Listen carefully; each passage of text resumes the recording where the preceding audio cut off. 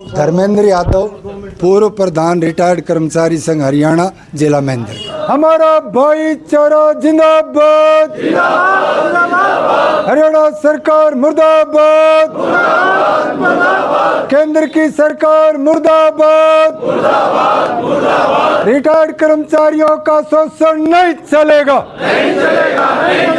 Retired कर्मचारियों पर अत्याचार नहीं चलेगा,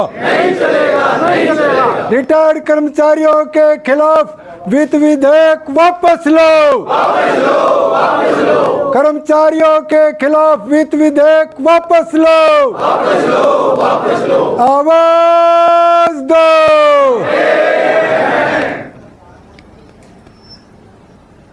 आज की धरने की अध्यक्षता कर रहे आदरणीय घनश्याम दास जी, जिला प्रधान रिटायर्ड कर्मचारी संघ, विभिन्न संगठनों, सामाजिक संगठनों के सभी उपस्थित नेतागण, पूजातुल्य वरिष्ठ महानुभाव, हम उम्र साथियों, आप सभी को नमन करता हूं।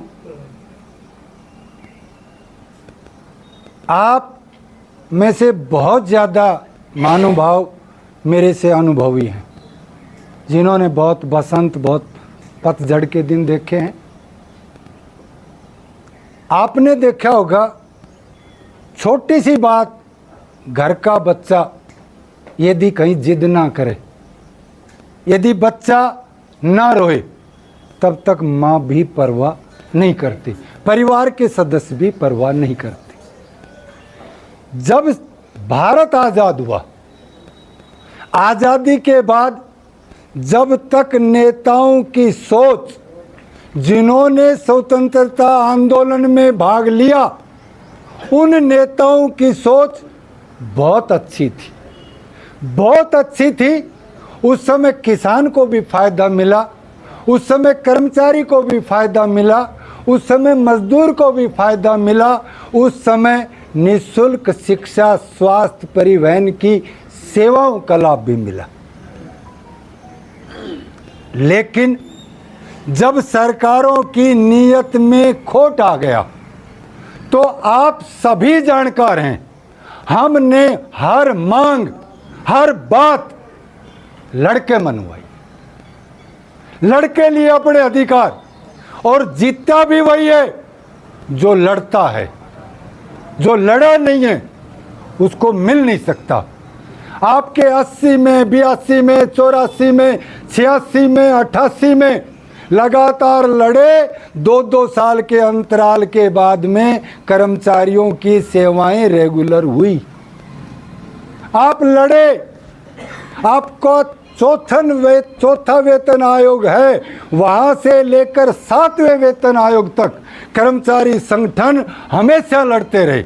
वेतन आयोग का गठन किया जाए, वेतन आयोग वर्तमान समय की परिस्थितियों, महंगाई के हिसाब से वेतनमान तय किए जाएं, कर्मचारी की पेंशन उसी अनुपात में तय की जाए, कर्मचारी का डीए उसी अनुपात में महंगाई के हिसाब से तय किया जाए।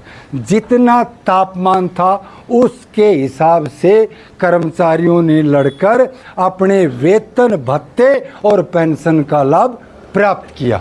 अपने जो आज के नौजवान बच्चे हैं, इनके हितों को सुरक्षित रखवाया, इनकी पोस्टों को सुरक्षित रखवाया, तब हमारे बच्चे उन पर लगे और उनकी सेवाएं भी हमने और उनने लड़कर रेगुलर करवाई।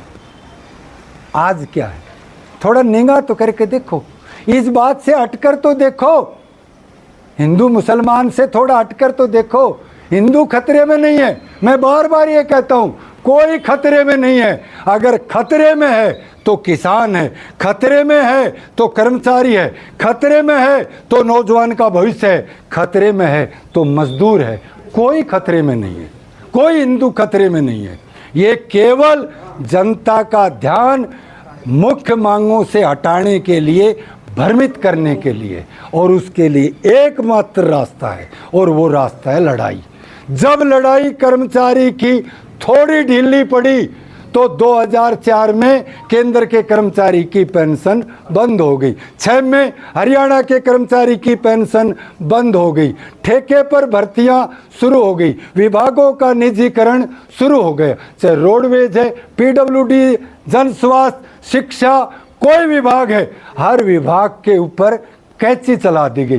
ताज्जुब की बात है, एमएससी पढ़ा हुआ लड़का एचकेआरएन में नौकरी कर रहा है, दिहाड़ीदार मजदूर की बात क्या होती थी? बात ये होती थी, मैं शिक्षा विभाग से रहा हुआ हूँ, कभी चपड़ासी की भर्ती सरकार ने नहीं की। चपड़ासी की भर्ती हेडमास्टर करता था। 1966 से लेकर 76 तक तो अध्यापकों की नियुक्ति भी हेडमास्टर करता था, और आज ढिंडोरा पीट रही है सरकार।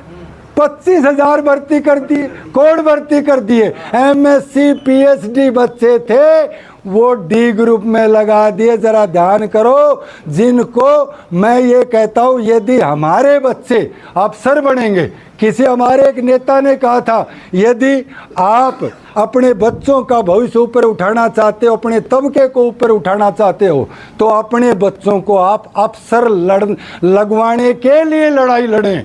वो नीचे वाले तो अपने आप लगा लेंगे। यदि हमारा बच्चा कोई एचपीएस में है, हमारा बच्चा कोई आईपीएस में है, आईएएस में है, तो वो नीचे वाला तो अपने आप लगा देगा। हालत क्या कर दी? हालत तो ये कर दी, जबान बंद कर दी। बाहर के बच्चे ला करके या अफसर लगा दिए, या अफसर लगा दी। आज क्या डिमांड है हमारी? क्या डिमांड है? ताज्जुब की बात है, 10 साल से सरकार मान रही है कि आपकी मांगे जायज़ है। बताओ क्या नाजायज़ है? जब ये 5-5 पेंशन, 4-4 पेंशन, 3-3 पेंशन ले रहे हैं, हम तो केवल एक पेंशन ले रहे हैं, एक पेंशन ले रहे हैं, और उस पर भी डाका। एक ही तो पेंशन मांग रहे हैं। हमारी मांग क्या है? हमारी उम्र बढ़ रही है, उम्र बढ़ रही है, उस हिसाब से हमारे खर्चे बढ़ रहे हैं, परिवार के स्वास्थ्य के खर्चे बढ़ रहे हैं। हमें 65 पर 10% और 70 पर 20% हमें पेंशन वृद्धि का लाभ दिया जाए। हम ताज्जुब की बात है, मांग तो ये कर रहे थे, और कर दिया क्या? 31 दिसंबर तक जो रिटायर होंगे उन्हें पेंशन का ही संशोधन का लाभ नहीं दिया जाएगा। मैं आपको बताना चाहता हूं, एक बार की बात है, शिक्षा मंत्री चौधरी बहादुर सिंह हुआ करते थे। उस समय मैं अध्यापक संघ का प्रधान हुआ करता था। हमारे अध्यापक जो कच्चे लगे हुए थे, वो आंदोलन करने के लिए, ज्ञापन देने के लिए रेस्ट हाउस में गए थे। तो चौधरी बहादुर सिंह जी से मैंने कहा, अजी आप इनको क्यों हटा रहे हो? उन्होंने कहा, हम तो आगे आपको ही हटाएंगे। हमने कहा, जिस दिन हमें हटाओगे उस दिन हम तुम्हें ही हटा देंगे। मेरे कहने का मतलब, जिस दिन ये जनता के अंदर ये जज्बा हो जाएगा, देखिए मैं बताऊं, आप दुश्मन को पहचाने, आप जाति को, धर्म को, पार्टी को, इनको ना पहचाने। हमारा मानना है, जो हमारा दुश्मन है, जो हमारे हितों का दुश्मन है, हमारे बच्चों के भविष्य का दुश्मन है, वो हमारा दुश्मन है।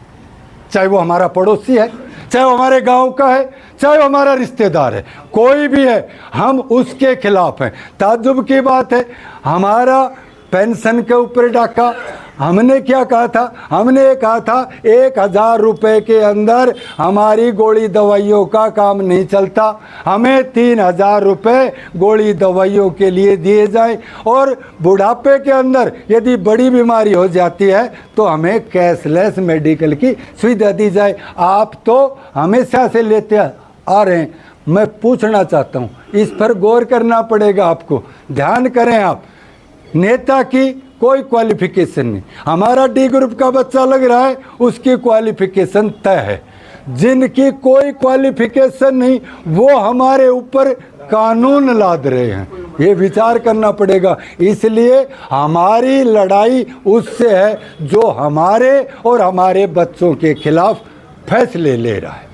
अब इस पर आपको विचार करना पड़ेगा, इन बातों से हटना पड़ेगा कि मैं कौन सी पार्टी में हूँ। पार्टी की बात अलग है। इस समय जो सरकार सत्ता में है उसने हमें एक ऐसे लाभ से वंचित कर दिया कि हमारी आने वाली पीढ़ी का भी भविष्य अंधकार में। और उसका आप एक नज़ारा आज गांव में, ढाणी में कहीं जाकर देखें, हमारे बच्चे नशे के आदी हो गए, रात को माँ बाप को सोने नहीं देते, चोरियां हो रही हैं, बलात्कार हो रहे हैं। कारण केवल एक है और वो है बेरोजगारी। आज बेरोजगारी का इतना भारी आलम है, किसान है उसकी किसानी दाव पे लगी हुई है। 3 बार बिजाई कर ली, बाजरा तक नहीं लगा है। कभी वो बिजाई के बाद जब बेचने जाता है तो उसके ऊपर आफत पड़ी हुई है, वो खाद बीज खरीदता है, उसके ऊपर इतना भारी संकट है, महंगाई से त्रस्त है। हम महंगाई से त्रस्त हैं।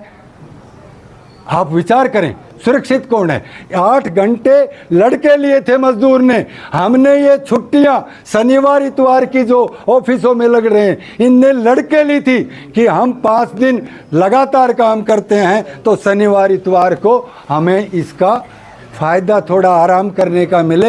ये सारी चीज़ें लड़कर ली थी और इन सब से हमें वंचित करके आज हमें सबको ही मजदूर बना दिया। हमारे बच्चों का कोई भविष्य नहीं है। तो मेरे कहने का मतलब ये है कि हम किसी तरह कम नहीं हैं और हमारी सीधी सीधी मांग है, यदि सरकार ने हमारा वित्त विधेयक वापस नहीं लिया तो रिटायर्ड कर्मचारी और वर्तमान में जो कार्यरत कर्मचारी हैं, क्योंकि उनको भी आगे रिटायर होना है, चाहे वो आईएएस है चाहे वो चपड़ासी है, हमारी सबकी खट्टी मांग है। हम सरकार से ईंट बजा देंगे, सरकार का जीना हराम कर देंगे, चाहे हमारी उम्र कितनी भी है, कितनी बीमारियां हमने घेर रखी है। हमारी गिरे हुए बीमारियों से हम ये बताना चाहते हैं सरकार से, बच्चों के भविष्य के साथ, किसान मजदूर के साथ, छात्र के साथ अन्याय नहीं होने देंगे, नहीं होने देंगे, नहीं होने देंगे। आपने समय दिया उसके लिए हृदय से आपका आभार प्रकट करता हूं। धन्यवाद। जय संघर्ष, जय एकता।